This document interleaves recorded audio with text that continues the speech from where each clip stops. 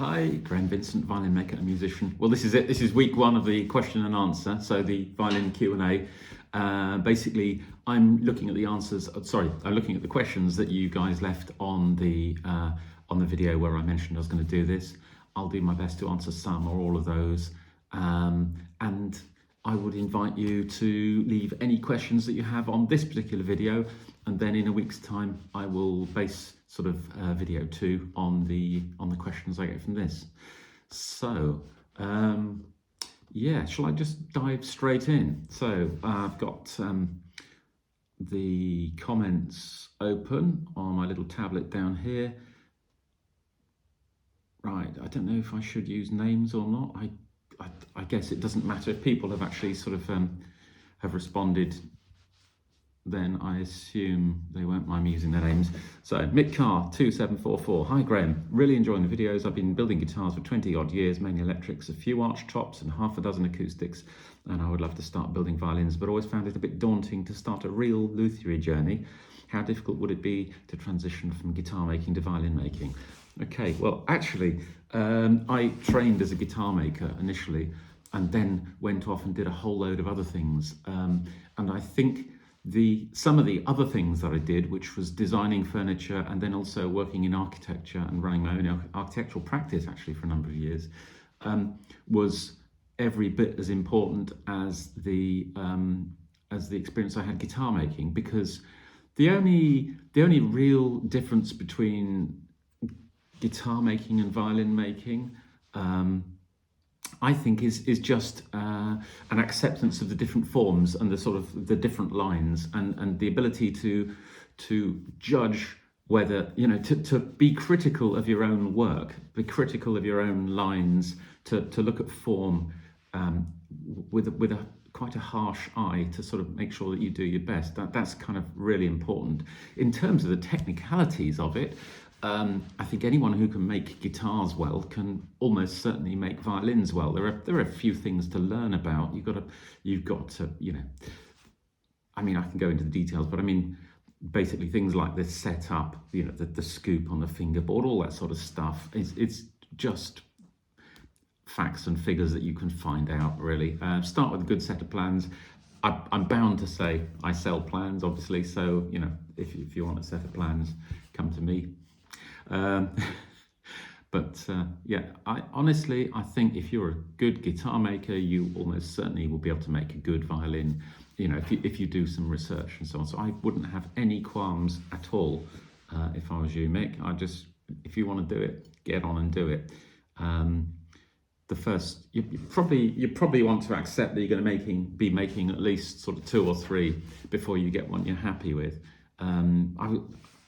Having said that, I mean, I was very happy with the first one I made, but then after you've done a few more, you come back to it and you think, that wasn't quite as good as I thought at the time. Anyway, I hope that answers that one. Rev Cheno, love the addition of a Q&A and hope you'll find a good balanced flow for answering questions. As someone who will likely just enjoy the skills of luthiers as a player, famous last words, I'm really curious about wood choice. Pop onto any forum, there's strong opinions about wood choice and rosins as strings and everything, you know, telling me about it. One thing that's really interesting is your willingness to experiment with reclaimed and alternative woods. What's the biggest surprise in using different types of woods other than ebony, spruce and maple? What's been your favourite wood to work with so far? Have any violin wood traditionalists been won over by your choice of alternative different woods? Okay, so biggest surprise. I think the biggest surprise is how good sounding you can make a violin using a number of different sort of woods. Yeah, I mean, I in the first instance, I had this theory that if it was light, if it was strong, if it was resonant, it would work. And yeah, it's been constantly proved to be right. So that's, I mean, the different woods give a different color to the sound, most definitely. And you can kind of tell what that's going to be even when you've just got the piece of wood in your hand. You know, if it's hard and bright and really rings, the sound from the violin is going to be quite like that. I think for at the other end of the spectrum, the lime violins I made, the lime had a sort of, well, it wasn't dull, but it was ringy, but it had a sort of a mellowness to it, which definitely came through. I'm really looking forward to seeing what the Spanish cedar one I'm making at the moment sounds like, because that box really sounds great in the hand. It's still on the bench at the moment, so we'll see how that progresses. Ash ones, I've been absolutely delighted with the sound you get from those. It tends to be very similar to maple, but just a little bit warmer, just a little bit richer sometimes. And yeah, I mean, a lot of people have loved those and bought them, you know. So that's one of my favourites, definitely. And so I would say ash. Oh, that's not the question though. What's been your favourite wood to work with so far? Right, okay. Ash is quite difficult to work with. It's hard, and so it's a bit of a labour of love. You have to. It's a bit of a struggle to actually work it, compared with the beautiful homogeneous, almost butteriness of a nice piece of maple. Favourite wood to work with? Well, in terms of ease, the lime was just, I mean, there's a reason why people use it for making, you know, carving and so on. It's just so easy to carve. So probably the lime. Yeah, probably the lime. Have any violin wood traditions been won over by a choice of alternative different woods? Yeah, definitely. I know that a couple of violin makers have seen my violins and have now started making violins in ash. I'm talking professional makers here.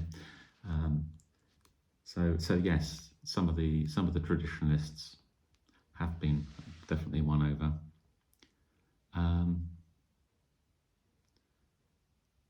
Right, WM crash. I've seen some people claim that it's a good idea to add a small 1 millimeter step in the neck where the fingerboard ends and the nut begins. Supposedly, if later in its life the neck needs to be planed flat for a fingerboard replacement, there is wood that can be planed. What's your take on this? Essential, preferred, waste of time? Is it just a handy reference point for the nut placement? A while back I bought the Herdimstrad Medicio, I assume it's Medicio 1727 metal templates, and there is no step in the neck template. It's something I do, definitely,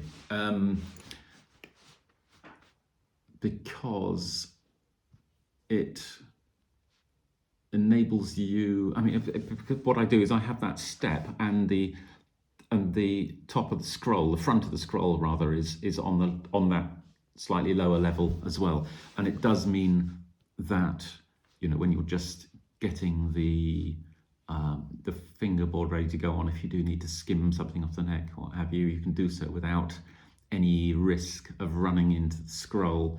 I would say it's probably a good idea. Certainly down the line, if someone is repairing it, and it may be you who has to take the fingerboard off, actually being able to sort of put it back together without damaging all the finish on the front of the peg box is going to be something that you're going to be happy about. So it's not essential. I don't think it's necessary in terms of ergonomics or anything, but I think it's a good idea. Yeah. JT Woodworking. Good day, sir. Good day to you too, Mr. JT Woodworking. Firstly, I want to express my gratitude for your informative videos. Thank you. They have been an invaluable resource as I embark on a journey to violin making. I recently discovered your channel. Oh, sorry, that's right. Okay, I have a few questions about some aspects of violin making that have been on my mind. I noticed that the bass bar is a separate piece attached later in the process. I was wondering if it's possible to carve out of the top with a built-in bass. to carve out the top of the violin with a built-in bass bar. What are your thoughts on this approach? Well, that was absolutely, most definitely something that was done in the sort of the cheaper factory stroke workshop violins, generally sort of Bohemian German at the end of the sort of 19th century.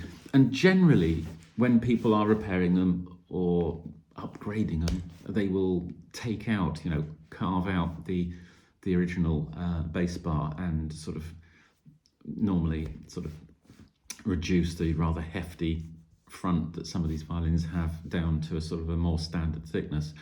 I did actually think of doing one myself because I thought, like you, I kind of thought, well, it makes sense if it's just one piece. And I think there's two things going on. One is that in order to get the sort of thickness that you want on the front, it's much easier if there isn't a bass bar in the way. If you are carving the bass bar out of the front, I think you're going to have to spend quite a lot of time sort of working around it. And actually, I think any time that you save may well be lost by the extra fuss and bother of doing that. Also, some makers do like to put a bit of a spring in the bass bar, so it's kind of sprung into place, so it gives a bit of tension on the front. And obviously, if it's carved out of the solid, you wouldn't be able to do that. What else? What other reasons? Let me think. I think that's pretty much it. With that, the other thing about a bass bar is it's kind of seen as one of the consumables of a violin because it's one way of adding a bit more structure and shape back to the front as they do start to sag under the strain of the strings over time. So obviously, if whoever comes to sort of repair your violin in the future will just whip that out regardless anyway. So I don't know. I mean, it's one of those things. If you want to try it. That would be my suggestion. That's always been my approach. If I want to try it, I try it. I haven't tried that yet because I kind of thought about it and decided on balance it wasn't going to be worth it. Lots more question here. Lastly, I've been contemplating the straight design of the ribs on a violin. Given that the sound waves are inherently curvy, I wonder if a more outwardly curved surface could better capture and transfer the sound. I understand this is a departure from tradition, but I'm aiming to create an instrument which stands out and leaves a lasting legacy. That sounds, if I'm understanding you correctly, the straight design of the ribs. I haven't got a violin with me. That's silly. I probably should have one to demonstrate. But I think you're talking about the side of the violins, and instead of them being parallel, you're talking about curving them like that.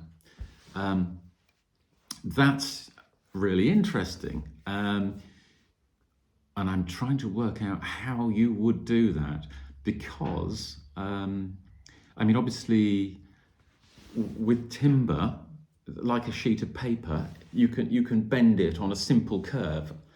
By simple, I mean where it's only bent in one direction, rather than what's this over here? If you imagine this is the rib, you can bend it like that, but you couldn't bend it like that and bend a curve continually along there. So to get those ribs, you'd have to carve them out the solid. So if you carve them out the solid, it's a lot of work, a lot of time, and also it's going to introduce areas of short grain. So it's an interesting idea. I'm not sure how beneficial that would be. If you want to do it, do it. It would look pretty amazing, I have to say. It'd be very interesting. As to whether it would help the sound, I don't know, because where does the sound come from in a violin? It's not, is it magically in the center coming out, or is it the fact that the whole box is buzzing around? I mean, aren't the ribs radiating sound themselves? So I don't know. That's a really interesting one. What else we got? Emotional workouts. You wouldn't believe it, how many issues I have and had. Actually, the Varnish is a mind killer to me. I watch tons of videos and all come to be useless. You can imagine my room full of small, big jars and gallons full of water and oil trying to purify, and day after day my muscles groan, but after several weeks of endless, useless work, I quit. Yeah. Do you know what? I can't possibly answer meaningfully a whole thing about varnish making in one Q&A. I am going to have to do 1 or 2 videos about varnish making. I'll do that. I will absolutely do that. I think what I'm going to do with these Q&As, as well as I'm going to put them down as a separate playlist on Graham Vincent Violin, so you'll be able to track down the Q&As really easily. If you haven't, please like and subscribe. If you want to get me to answer a question, leave it in the comments on this. I haven't finished yet. There's more. Don't worry.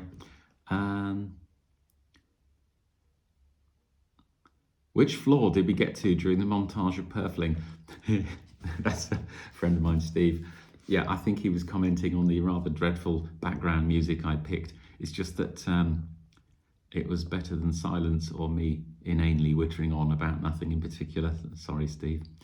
Have you ever, so this is Simon Camplani. Have you ever read the Strad article by Josh Curtin about bolting on and laminating violin necks? No, I've heard of some of his experiments relating to some odd types of construction. Goodness me, I mean, he knows what he's doing. He produces amazing violins. Laminating necks, I wonder if that's, I can't imagine that's about strength, because, I mean, violin neck, it's not like sort of the necks on Gibson electric guitars, which have a slightly prone to breaking if the guitar falls over. I mean, violin necks rarely break. I don't think strength is an issue. Bolting on, I would imagine, is just to make life easier in construction, to give a sensible flow in the construction, and probably also for adjustment. I know that he did, I did see a sort of a lightweight viola that he'd made that had an adjustable neck on it, a neck angle, which is really quite interesting. So yeah,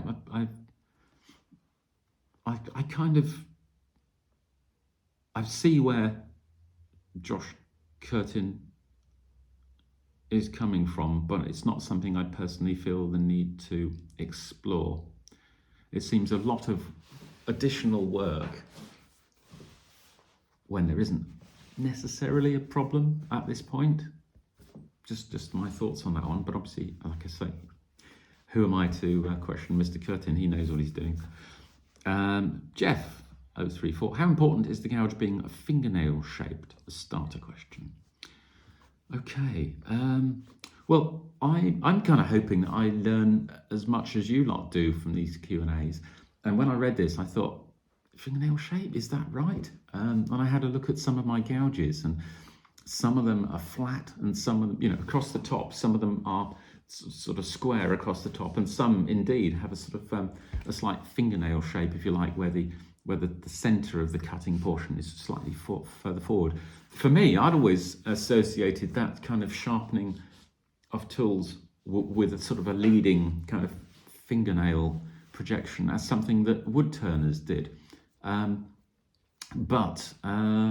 Yeah, it's something I am going to look into for my own benefit. So thank you for raising that question. And I don't really have an answer for it. Don't know. It's not something I've really thought about, and not something that I can look at my gouges and say they all have or they all don't have. And nor can I really say that the ones that do or don't are harder or easier to use or anything. So DIY dark matter. Hi Graham. Okay, here's my question. I noticed that there are two kinds of violin makers here on YouTube. One is kind of strict, you have to do it this way or it's not a violin. And then there is the, okay, let's try something new kind of violin maker. But they still keep to the basic guidelines of the violin. Why doesn't anyone try something new, like different shapes, to try something new? Don't be offended by the question, not at all, don't worry. Because I think the violin is beautiful and a real work of art. I just think the violin makers sometimes get in their own way by thinking they can't try something new. I have seen other shaped violins. Most of them were older versions and box-shaped and were not as elegant. But they played just fine. Point being that why not have a little fun with it? Maybe it will make someone angry, but maybe it's because she is afraid of change. If nothing else, it would be fun. Yep, couldn't agree more. I'm now approaching having made 50 violins, and to be honest, up to this point, I've kind of always felt there's so much more for me to learn and improve and what have you, and that's still the case. Every violin I make, I like to think I'm incrementally getting better from, violin by violin. Having said that, I am not only do I experiment with materials and so on, but I am looking forward to making some violins with some more dimensional changes and change to shape as well. I think to answer your question or your kind of statement about there being two kinds of violin makers, the violin world is kind of split in a way, and obviously there's crossover, but that there is a group of people who need a very traditional instrument. There's this instrument that's been made since the 1550s, and the accumulation of knowledge and the accumulation of skill in the players, and the accumulation of training and teaching techniques is such that that particular group needs just to have that tradition in order to do what they want to do with the instrument. That does kind of ignore the sort of significant change in the 19th century when masses of violins had their necks whipped off and the angle of the neck changed and the length of the neck changed and what have you. So we'll just gloss over that. But and then there's the other side of it, which is kind of probably where I am a little bit, where you're talking about violins for folk music, for pop, for classical as well, obviously, but you see it as a sort of an instrument which is open to the wider world, so to speak. And shape-wise, most of the experimentation seems to have been done on electric violins, certainly. But it is something that I am toying with at the moment, and I have been. I've had some preliminary discussions with an artist, with a view to me coming up with my own form of violin and then handing that over to her, and she will then decorate it as an art piece, as a playable art piece. But that's something that hopefully will be coming up in the next few months, if I manage to get my act together on that one. So that kind of, it's funny you should bring this up, Mr. DIY Dark Matter, because it's kind of something that does interest me and has been in my thinking. Jeff, I thought once a week might be a bit ambitious. Yeah, no, absolutely. You're probably right. I appear to have run out of questions. Yep, I think I'm going to wind it up there. So I hope that's been beneficial. If you haven't subscribed, please do so, because that's going to mean that you actually get to see the next violin Q&A, which all being well should be in a week's time. If you have any questions, please leave them in the comments on this particular video. I've quite enjoyed doing this. Hopefully it's been useful to you. It certainly, I think, is going to be useful to me, because it means I have to kind of get some of these ideas straight in my head, which is always interesting. Look after yourselves. Cheers, folks. Bye.